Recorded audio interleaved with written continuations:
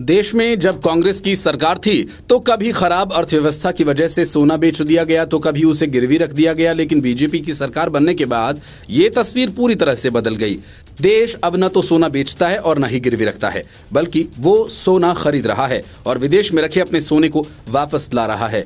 तस्वीर ये बताने के लिए काफी है कि देश की अर्थव्यवस्था ताकतवर हो रही है। रिजर्व बैंक ने अपना 100 टन सोना इंग्लैंड से वापस मंगाकर भारत में रखवाया।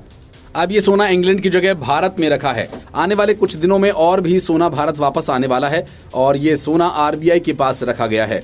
रिजर्व बैंक के पास 822 टन सोना है।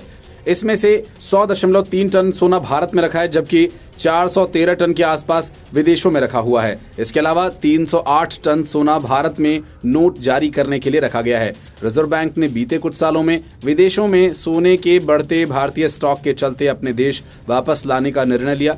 रिजर्व बैंक आगे और भी सोना विदेशों से मंगाकर देश में रखेगा। बताया गया कि रिजर्व बैंक दोबारा से 100 टन सोना देश को वापस ला सकता है और परंपरागत रूप से विश्व के अधिकांश देश लंदन में ही अपना सोना रखते आए हैं। भारत भी अपना सोना अब तक लंदन में रखता था, लेकिन अब उसने निर्णय लिया है कि उसने अपने सोने की बड़ी मात्रा में खेप देश के अंदर ही रखेगा। रिजर्व बैंक जहां विदेशों से सोना लेकर आ रही है, वहीं वो लगातार नया सोना भी खरीद रही है।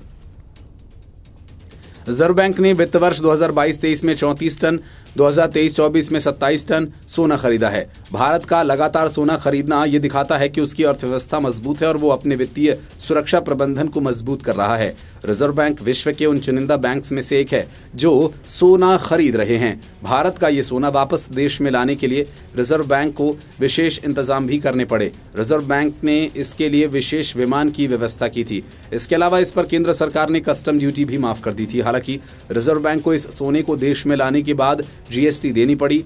वहां वर्तमान में रिजर्व बैंक विदेशों से अपना सोना वापस लाकर देश में रख रही है।